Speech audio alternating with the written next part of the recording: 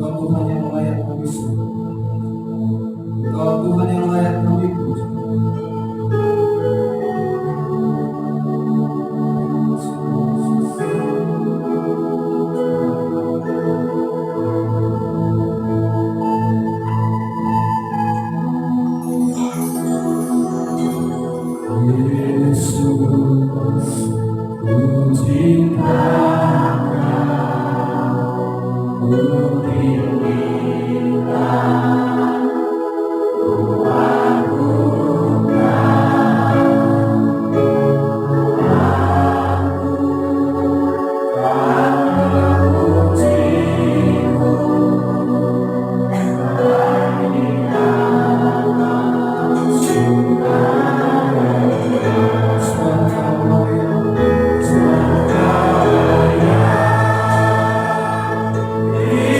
Tuhan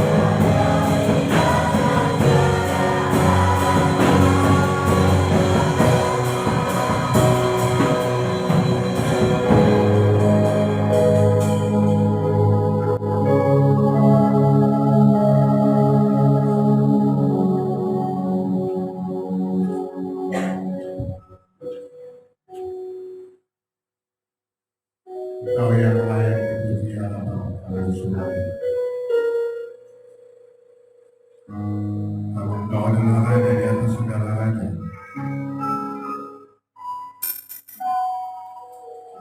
Terpuji namamu Tuhan. Karena Yesus Kristus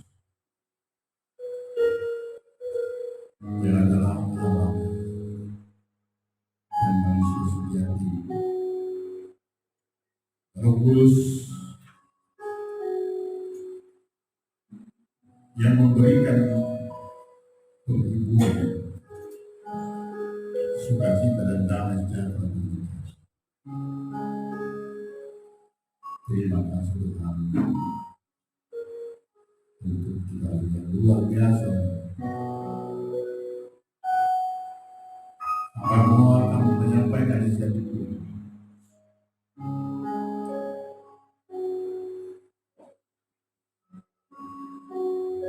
Kamu yang mengeraskan hati. Kau datang berkati. Terima kasih Tuhan dalam Yesus Kristus. Amin.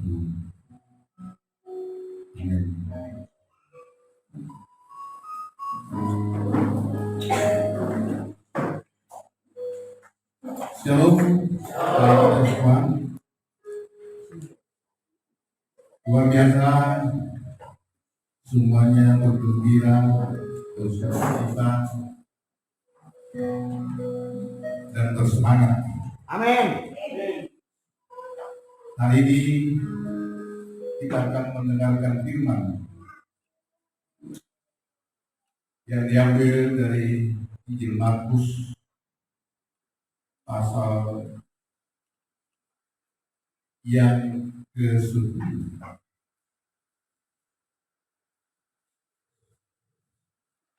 ayat 41 sampai dengan ayat 50. Sebenarnya ayat 41 itu berada di pasal 9, tapi kita mencoba untuk memasukkannya di dalam tema ibadah kita hari ini. Rasa sakit lebih baik daripada dosa. Demikian bunyi firman Tuhan. Aku berkata kepadamu, sesungguhnya barang siapa memberi kamu minum secangkir air oleh karena kamu adalah pengikut Kristus, ia tidak akan kehilangan upah. Barang siapa menyesatkan salah satu dari anak-anak kecil yang percaya ini, lebih baik baginya jika sebuah batu kilangan diikatkan pada lehernya lalu ia dibuang ke dalam laut. Dan jika tanganmu menyesatkan engkau, peganglah. Karena lebih baik engkau masuk ke dalam hidup dengan tangan kiri daripada dengan utuh kedua tanganmu dibuang ke dalam neraka, ke dalam api yang tak terpadamkan. Tempat itu ulatnya tidak akan mati dan apinya tidak akan padam. Dan jika kakimu menyesatkan engkau, peganglah. Karena lebih baik engkau masuk ke dalam hidup dengan timpang daripada dengan utuh kedua kakimu dicampakkan ke dalam neraka. Di tempat itu ulatnya tidak akan mati dan apinya tidak akan padam. Dan jika matamu menyesatkan engkau, cungkillah. Karena lebih baik engkau masuk ke dalam kerajaan Allah dengan bermata satu daripada dengan bermata dua dicampakkan ke dalam neraka, di mana ulat-ulat bangkai tidak mati dan api. Karena setiap orang akan digarami dengan garam. Garam memang baik, tetapi jika garam menjadi hambar, dengan apakah kamu menghasilkannya? Hendaklah kamu selalu mempunyai garam dalam dirimu dan selalu hidup berdamai yang seorang negara. Demikian firman Tuhan. Saudara yang dikasihi oleh Tuhan Yesus Kristus, hari ini kembali saya hadir di sini setelah beberapa waktu saya mengeraskan hati untuk tidak melayani Tuhan, karena saya harus sedikit nanti akan menyelipkan. Saya mau bersaksi tentang kehidupan, bahwasanya kehidupan kita kesaksian kita tentang hidup bukanlah hanya dengan mujizat-mujizat yang kita terima, bukan hanya dengan kesuksesan, kekayaan, dan hal-hal lain yang menyenangkan yang kita terima dari Allah, lalu kita menyatakan bahwa Tuhan tidak mengasihi kita. Saudara-saudaraku yang kekasih, beberapa waktu yang lalu juga saya melihat dari YouTube Pak Kian, ada dokter juga di sini. Dia mengatakan bahwa seseorang yang menyampaikan khotbah adalah perlu mempunyai ilmu yang tinggi atau pengetahuan yang tinggi.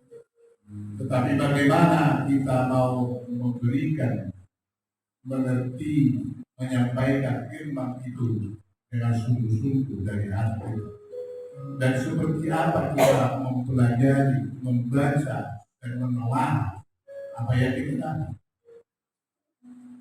Kita tidak perlu mendengarkan firman Tuhan itu supaya orang lain tertarik dan terbahak-bahak, tertawa. Lalu orang berbondong-bondong menjadi jemaat gereja ini. Saya juga berdoa kepada Tuhan, biarlah gereja Isa Al-Masih yang ada di sini jumlahnya hanya ini aja. Tidak perlu 500 atau 600 orang atau bahkan 1000 orang. Karena tidak kuat ya. Tetapi firman Tuhan nyampe. Masing-masing semuanya mengerti. Dan tadi saya melihat betapa naifnya hidup kita, hidup saya. Begitu sederhananya gereja ini, tapi semuanya bersukacita. Banyak gereja sekarang begitu besar, puluhan ribu. Tetapi kita mau bertanya, apakah firman Tuhan sampai kepada mereka? Dan ketika kita pulang dari sini, apakah ada yang kita tahu? Saya melihat gereja Isa Al-Masih Yesus. Nah, ketika Isa Al-Masih dipindah dari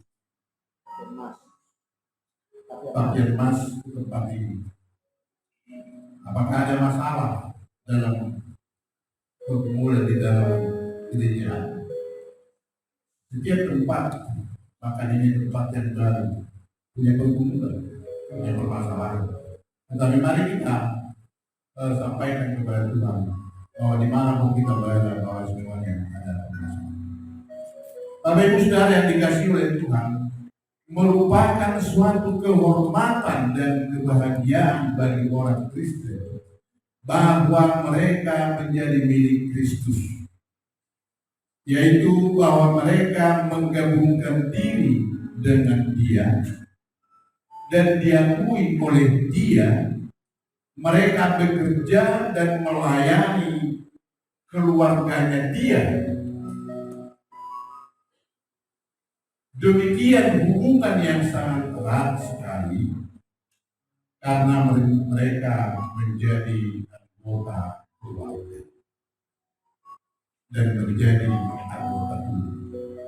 Ketika kita menyatakan bahwa kita ikut Yesus dengan serta-merta bahwa kita adalah menjadi bagian dari tubuh Kristus itu sendiri.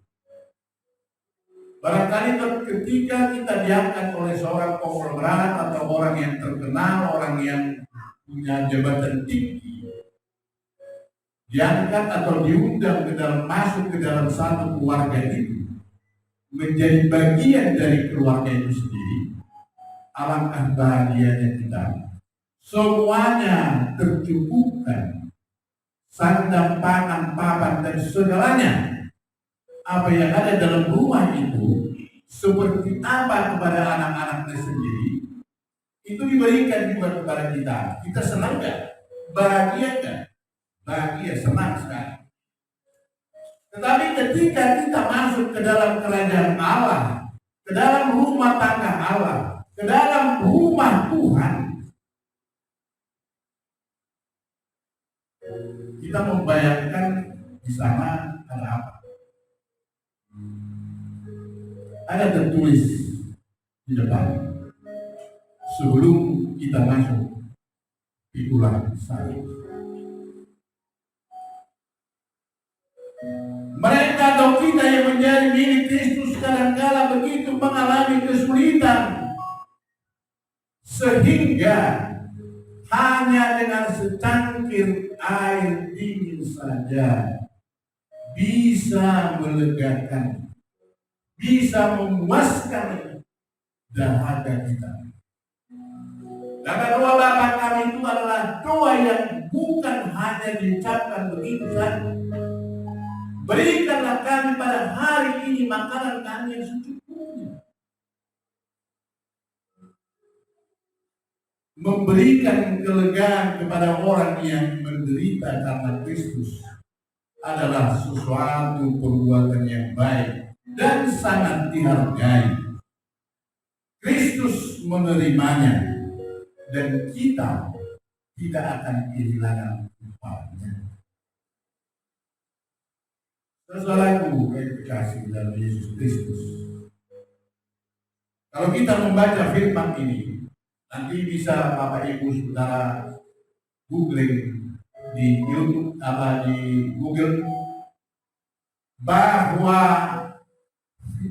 firman yang dituliskan oleh Markus ini menjadi perdebatan, menjadi senjata bagi agama lain, bahwa Yesus yang dikatakan memiliki kasih itu menjadi senjata dibuat oleh mereka.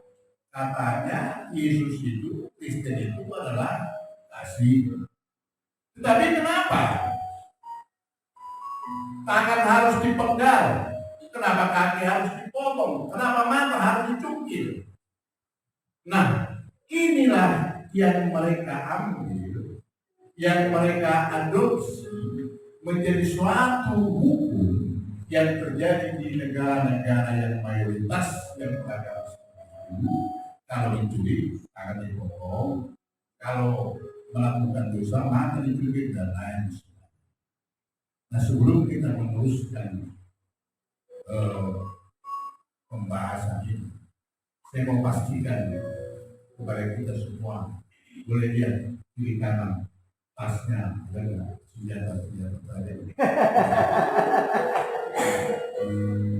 Jangan-jangan kita mengartikan bahwa kalau kita melakukan dosa dengan tangan kita, maka tangan kita yang harus dipotong, mata kita yang harus dicuci. Saya kira itu tidak boleh kita lakukan, dan setelah bulan dari sini juga tidak boleh kita lakukan. Karena firman ini mengatakan kepada kita, bukanlah kita mengartikan kata-kata ini sebagai lekat-lekat. Kebaikan apa saja yang dilakukan kepada orang yang menderita karena Kristus harus dilakukan. Bukan karena dia teman kita, bukan karena dia keluarga kita, bukan karena dia sahabat kita, bukan karena dia anggota gereja kita. Bukan. Itu kita berikan karena Kristus. Karena dari dialah upah yang akan kita dapatkan. Bapak Ibu Saudara, saya mau menyatakan kepada kita bahwa hal memberikan secangkir air dingin adalah hal yang sangat mudah dan sangat biasa. Nah, kalau hanya memberikan air seperti itu memang gampang. Lalu Tuhan mengatakan seperti itu.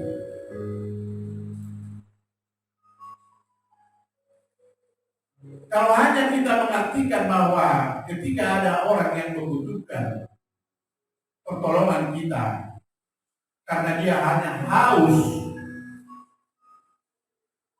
apakah kita rugi? Atau adakah di antara kita, atau adakah di antara manusia-manusia yang ada di bumi ini yang tidak rela dan tidak mau memberikan hanya secangkir air putih kepada orang yang sedang kehausan. Memang secara letterlet ini tidak ada nilainya apa-apa. Tetapi yang dimaksud oleh Yesus adalah apa yang ada padamu itu berikanlah itu. Kalaupun kamu merasa kekurangan juga, bahkan kamu sendiri juga kehausan karenanya, bahkan keluargamu juga tidak akan kekurangan juga ketika itu kamu berikan kepada orang lain. Itu harus kamu berikan, karena kamu tidak akan kehilangan upahmu, karena kamu tidak akan kelaparan, kamu tidak akan kekurangan karena memberikan itu. Saudaraku kasih, saat ini saya datang ke tempat ini setelah beberapa kali Bapak kembali telepon, dan saya berdoa, saya bilang, maaf saya, karena saat ini saya berada di titik nol dari sisi keuangan, bahkan saya berada di bawah titik nol. Artinya kalau masih nol, pasti masih ada nilai kan? Nilai nol ada kan? Ada. Nol ada nilainya? Ada kan? Tapi nol tetap ada nilainya. Jadi kalau nggak ada nol, ya nggak ada nilai. Harus ada nol. Tapi saya berada di bawah nol. Artinya apa? Berarti saya sudah minus. Tidak ada nilai lagi. Nah akhirnya saya merasa bahwa saya ditinggalkan oleh Tuhan. Lalu saya berdoa, apakah karena kesuksesan, apakah karena kita mampu untuk melakukan sesuatu, apakah karena kita banyak uang, lalu kita mau datang ke gereja, mau datang melayani Tuhan. Saya berada di bawah titik nol. Dan bahkan kesehatan saya belakangan ini, saya berada juga di ambang yang sedang di bawah. Karena saya juga tidak berani bertanya kepada istri saya ketika masih ada obat yang harus saya konsumsi di atas meja, karena itu harganya adalah 2 juta sebulan. Dari manakah dia memberikan obat? Bahkan saya pernah menolak untuk makan obat karena mahalnya. Karena setiap hari saya harus makan obat itu sekitar 350.000. Dan hari ini saya sudah diberikan Tuhan hidup sejak saya divonis sakit selama 368, sudah lebih dari setahun, 368 hari. Lalu ketika saya melihat ada obat di sana, ketika ada makanan di meja, saya tidak berani bertanya dari mana. Saya tidak pernah memberikan uang, karena saya sudah berada di nol, di bawah nol. Nah, kadang-kadang saya mau menciptakan suatu hal yang sebenarnya ini adalah dosa. Dan kadang-kadang saya malu kepada diri saya sendiri, bahkan kepada Tuhan. Saya marah-marah supaya saya kelihatan gagah, supaya kelihatan bahwa saya adalah kepala rumah tangga, bahwa saya ini masih bisa mampu untuk marah. Tapi setelah itu saya pergi, saya menjadikan apa yang mau saya sampaikan. Bapak Ibu Saudara yang dikasih oleh Tuhan, mari kita bersyukur untuk apapun yang Tuhan berikan kepada kita. Kita jangan munafik. Mau cari foto, mau kerjaan apa saja, yang penting uang itu halal. Jangan ada gengsi. Bentar. Kalaupun Bapak Ibu melihat saya naik mobil, saya nggak berasa ada di mobil itu. Karena saya sudah pernah di sana. Dan saya mau bersaksi kepada kita bahwa ketika Tuhan memberikan kita kesuksesan, keberhasilan setelah kita terpuruk jatuh, lalu kita bersaksi di hadapan jemaat, di hadapan Tuhan, bahwa Allah adalah yang Maha Kuasa, Maha Penolong, Maha Pemberi, dan Maha Kaya. Itu adalah hal yang biasa. Ketika Anda sakit, terpuruk, lalu sembuh, lalu memberikan perpuluhan kepada Tuhan, kepada gereja, bahwa saya telah disembuhkan, saya diberikan, seharusnya saya sudah meninggal, tapi karena Tuhan menyembuhkan saya. Itu adalah mukjizat. Kalau karena mukjizat, keberhasilan seperti itu, kita mengucap syukur kepada Tuhan, itu adalah hal yang sangat penting. Apakah Tuhan mau? Apakah Tuhan mampu memberikan kita semua yang ada, dan kita tidak ada penyakit sama sekali? Sangat mampu. Tetapi mari kita sadari, mari kita lihat bahwa Allah kita itu adalah Allah yang Maha Pengasih, Allah yang Maha. Nah, ketika saya sakit, lalu saya bersyukur kepada Tuhan, Tuhan, biarkanlah penyakit itu ada pada saya, tapi saya nyaman, saya bisa beraktivitas, saya bisa melakukan apa saja dan memuji Tuhan. Anggaplah itu sebagai suatu arahan bagi kita. Nah, ketika kita masih terpuruk dengan ekonomi yang sekarang, minyak naik, harga-harga naik, apakah jemaat bisa masih hari ini masih ada yang belum sarapan tadi? Ada? Tidak ada. Semua makan. Asal ada makanan, asal ada pakaian, cukuplah. Karena Tuhan mencukupkan segala sesuatunya itu bagi kita. Nah, ketika Allah mengatakan bahwa ketika ada orang yang akan mengganggu, melemahkan orang-orang kecil, orang-orang miskin supaya tidak melayani Tuhan, Tuhan katakan lebih baik gantungkan, ambil batu gilingan, batu gilangan yang berat, gantungkan sendiri di lehernya. Kali kita disuruh untuk menggantungkan itu, maka benarkan ke dalam laut sana. Sekarang ini kita lihat di mana-mana, bahkan di negara kita sendiri, kita lihat gereja. Tidak perlu kita tahu apa kita mau berontak-berontak, apa kita demo-demo,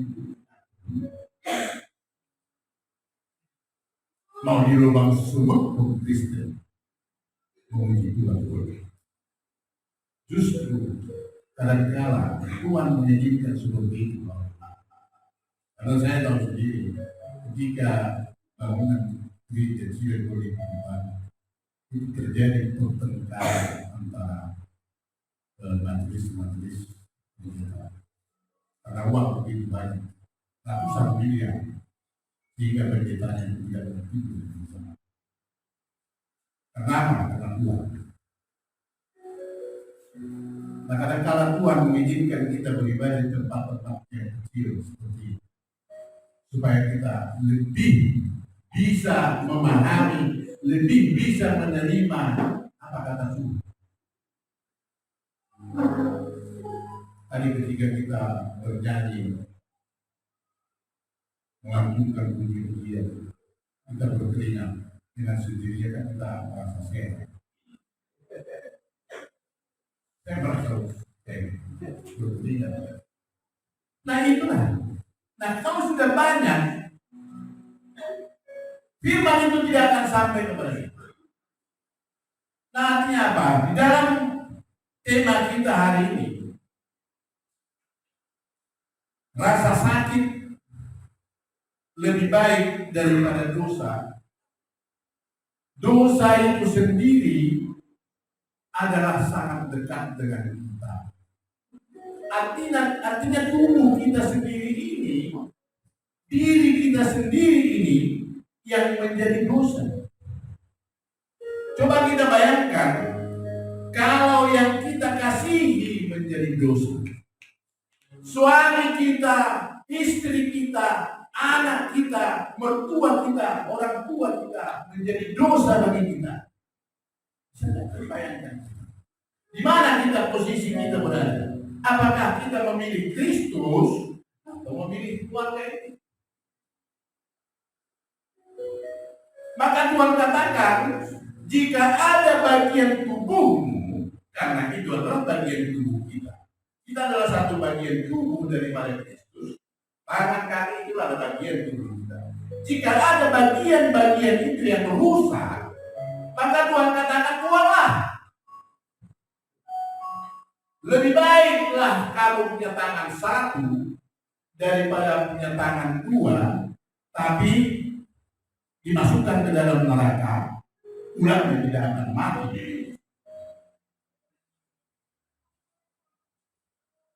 Tapi saya membaca kalimat ini beberapa kali karena ada pengulangan sampai 3 kali sama. Apinya tidak padam, ulangnya tidak padam. Barangkali kalau di kampung kita ini adalah kampung Batak lah ya. Kalau api itu sih nggak masalah, masalah. Tapi ular itu nggak masalah, karena ular itu bisa dijadikan mereka tidak takut dengan ular itu, karena ular itu tidak akan takut. Tidak tahu dari ular. Bisa dijadikan makan. Kita punya 2 tangan. Ini adalah kerjasama. Kita suami istri, anak, mertua, orang tua. Ini adalah contoh perumpamaan yang diberikan oleh Tuhan. Ini masing-masing kan punya kerjasama yang baik. Saling menopang, saling menolong. Tetapi Tuhan katakan, ketika salah satu di antara bagian dari tubuh kita ini melakukan dosa, maka apa boleh buat? Tuhan tidak di sini. Tuhan punya kasih untuk kita di sini. Kelihatannya tidak, tetapi dia punya kasih. Lebih baik dibuang, karena dia akan merusak, dia akan menjalar ke bagian-bagian lain, sehingga bagian tubuh yang lain akan rusak. Bukan berarti bahwa kita mengartikan nats yang ditulis oleh Markus ini, ketika kita melakukan sesuatu itu, haruslah dengan serta-merta kita hilangkan dari bagian tubuh kita itu sendiri, atau kita hilang dari bagian tubuh Kristus itu. Tetapi yang dimaksud di sini adalah ketika tangan kita berdosa, kaki kita juga berdosa, mata kita berdosa, bahkan pikiran bagian-bagian tubuh kita yang lain berdosa. Yang Tuhan maksud di sini adalah bukan harus dipotong. Memang dikatakan di sini congkil. Potong 2, pribadi kamu punya tangan satu, gak bisa ngapa-ngapain, ya udah satu tangan aja. Masih bisa main video, gak bisa. Masih bisa main drum, satu tangan bisa, tapi sulit, harus belajar lagi. Kalau punya satu kaki, atau bahkan kedua kakinya buntu, dia harus pakai tongkat. Lalu Tuhan Yesus mengatakan bahwa Kristus mengatakan kepada kita bahwa kita jangan memberikan kesempatan kepada bagian tubuh kita bagian orang yang kita kasihi, orang yang kita sayangi. Gereja kita ini adalah komunitas keluarga yang lebih besar daripada keluarga kita sendiri. Saling mengingatkan bahwasanya kalau ada yang melakukan sesuatu kejahatan dalam keluarga besar kita ini, mari kita saling mengingatkan. Jangan berikan makanan untuk itu. Jangan berikan makanan untuk tangan. Berikan dia kelaparan. Salibkan dia. Artinya kita diberikan peringatan. Jangan ada di antara keluarga kita, suami, istri, anak melakukan kejahatan, melakukan pelanggaran, bahkan istri atau suami kita melakukan pelanggaran, kita biarkan begitu saja tanpa menasihati. Memang sulit sekali, memang berat sekali kita untuk melakukannya. Kita nggak nyaman kepada kakak kita, kepada abang kita sendiri, kepada mama kita sendiri, kepada mertua kita sendiri, kita berikan nasihat yang keras supaya tidak melakukan itu. Itu nyaman kan kita? Kita nyaman. Tetapi itu harus kita lakukan daripada semua bagian dari tubuh kita ini bisa. Saya masih teringat dengan kata-kata mertua saya almarhum ketika seorang anaknya masuk penjara.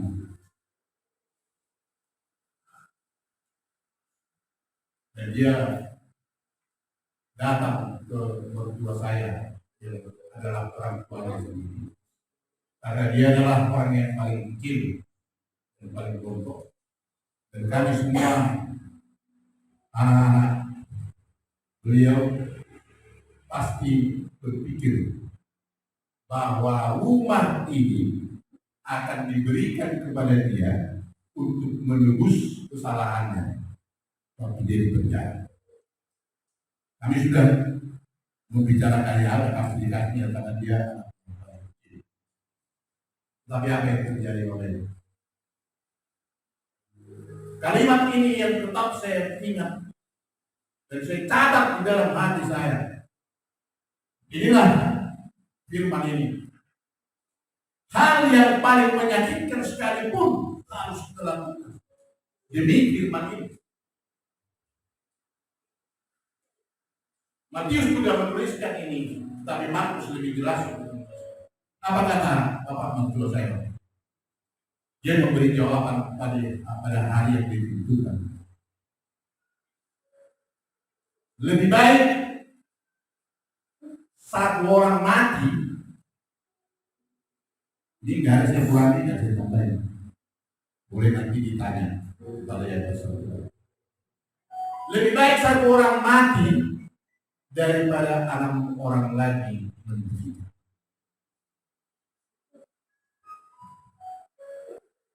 Lalu yang seorang itu pergi, hancur barangkali hatinya.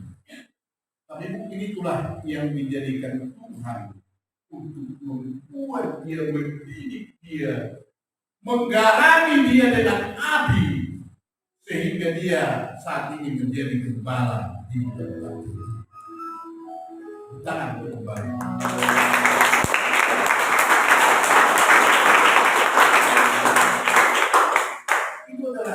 Kisah nyata kesaksian. Dan disitulah kami sebagai anak-anak orang tua ini menanggung bahwasanya kejujuran itu adalah sangat-sangat penting dalam hidup. Kita harus memelihara. Sepanjang kejujuran masih di bawah standar hidup kita, kita tidak akan mampu untuk melakukan hal. Karena orang tua kami, apa di rumah ini, seorang PNS yang punya kedudukan mengurusi pajak mobil impor, tetapi dia hanya punya satu sepeda motor butut Honda 70, dan semua orang termasuk kami menantu-nantunya bergiliran memakai ini setelah mulai pacaran dengan anak kami. Luar biasa. Anak kami juga, ya tak punya juga, tapi hanya punya ini.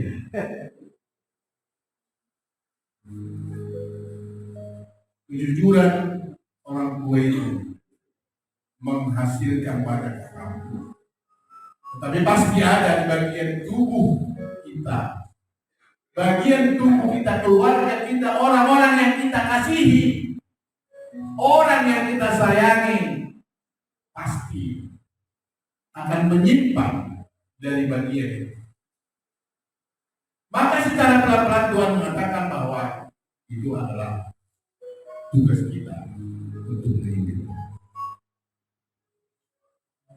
Tugas yang harus dilaksanakan dalam masalah ini adalah cungkil matamu, penggal tanganmu dan kakimu, matikan nafsu yang disuruh. Kita hanya disuruh untuk memati. Ketika beberapa waktu yang lalu saya merasakan begitu sulitnya keuangan saya, dan saya dulu, apakah kira-kira kalau orang yang sudah memang betul-betul terpuruk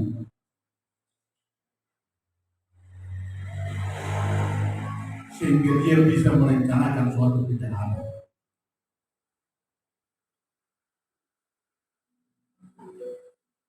bisa nggak saya merampok bank, lalu saya rampok bank, terus nggak ketahuan, terus kalau saya banyak, terus dibagi-bagi, banyak nanti dari pemikir. Tapi Tuhan mengatakan, kalau kau ketangkap, masuk penjara. Lalu saya sadar, saya mau ambil. Nah sekarang kita harus menyadari sebelum bahwa terkadang kita mengalami kelaparan,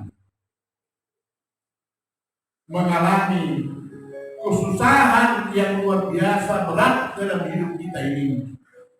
Karena firman ini supaya kita digarami dengan api.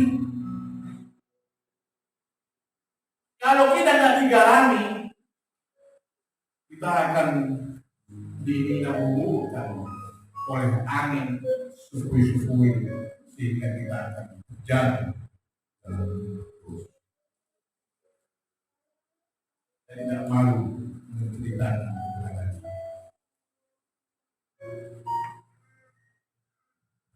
Karena Tuhan Maha Tahu.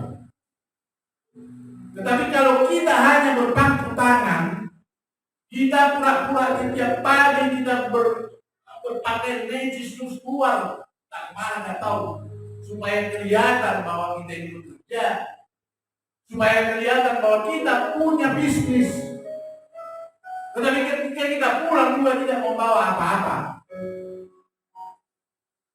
Manusia tetangga sekitar kita memang melihat kita yang apa, bagus. Tetapi Tuhan tahu.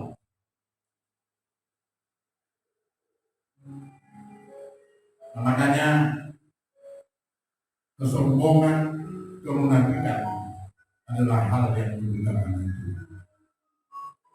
Tadi saya katakan bahwa saya tidak berani bertanya kepada istri saya dari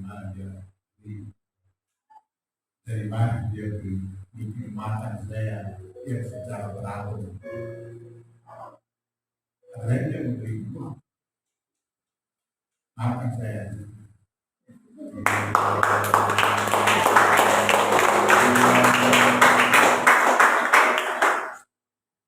Saya sering marah daripada memberi kecil. Karena apa? Karena ibu.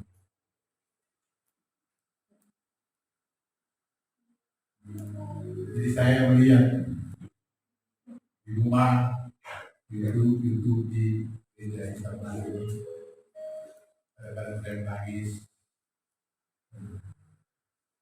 begitu sederhananya kehidupan jemaat ini. Tetapi mereka dengan semangat melayani. Bapak Ibu Saudara yang dikasihi oleh Yesus,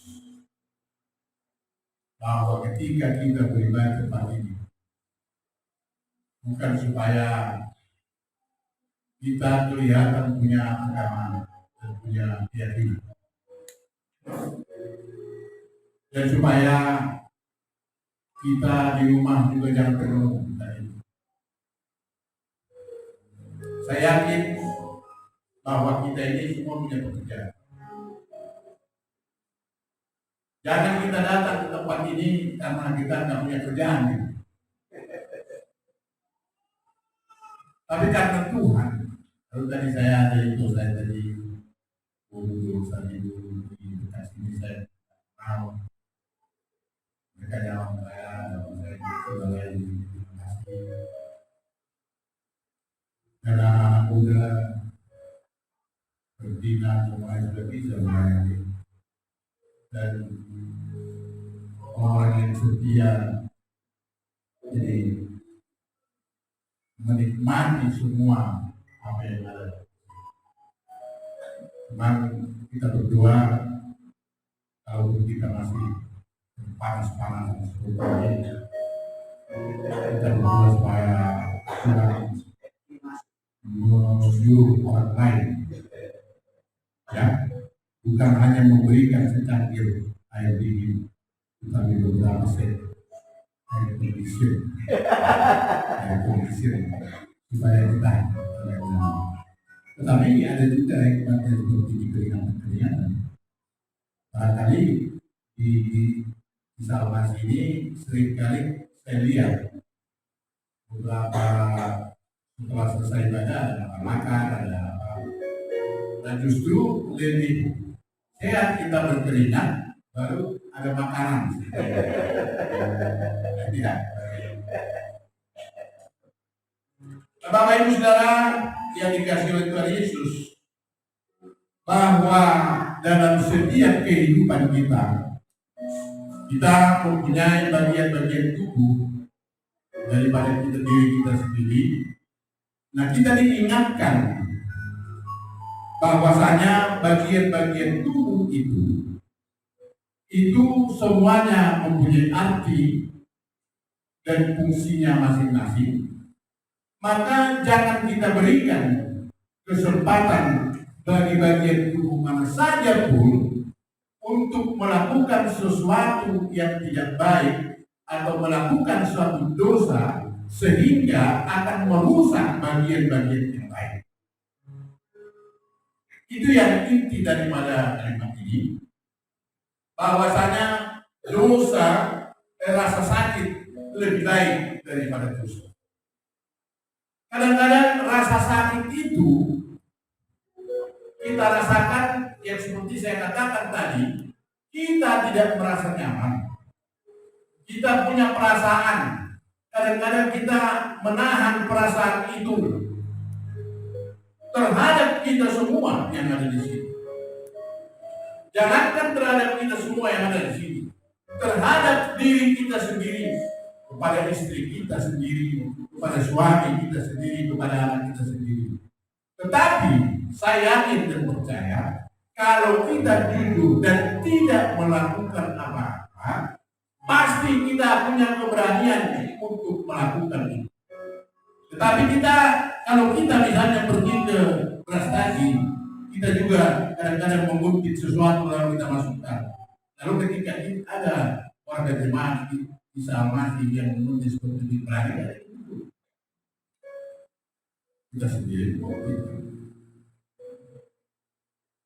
kemiskinan, kehancuran, keterpurukan kita bukan menjadikan kita menjadi seseorang menjadi penjahat, menjadi perampok, menjadi orang yang brutal, membunuh orang, mencegat orang, jadi begal dan lain sebagainya. Kita tidak diciptakan menjadi orang yang seperti itu. Tapi bagi orang lain, silakan saja untuk melakukan. Tetapi kita, mari kita nikmati apa yang menjadi bagian kita. Bapak Ibu Saudara yang dikasihi oleh Tuhan, kita semua di sini adalah berbeda-beda, punya selera yang berbeda-beda. Ya, ketika saya belum sakit, hampir tiap minggu naik ke Bogor. Yuk, masih itu. Sekarang kata-kata itu sudah hilang, karena saya sudah harus menjaga semua. Lalu ketika saya merenungkan, saya hanya menikmati semak sayur bening yang dibuat di rumah. Saya juga sama saja kayaknya dengan Hansi. Kenyang juga. Nah, apapun yang menjadi yang kita nikmati, yang kita miliki dalam hidup kita masing-masing, baik itu pakaian, sandang, pangan, dan papan, seperti apapun itu, kita hidup itu seperti ini. Kalau kita belum punya mobil, kita bisa pakai mobil dan pakai bisa. Lalu wajib kita mau pilih mobil mana? Ya kan? Nah, saya mau pakai mobil ini dulu lah. Boleh. Nah, dengan garam sendiri pun kita makan, kita kenyang, dan juga wajah kita seperti itu seri-serita. Sehingga kita itu. Nah, jadi kita tak perlu melakukan tindakan yang brutal, tindakan yang menyalahi aturan dari kasih ketika dosa itu kita lakukan. Bukan berarti bahwa gigi harus dibayar dengan gigi, mata dibayar dengan mata itu wajib, nyawa dibayar dengan nyawa itu tidak berlaku bagi pengikut Kristus.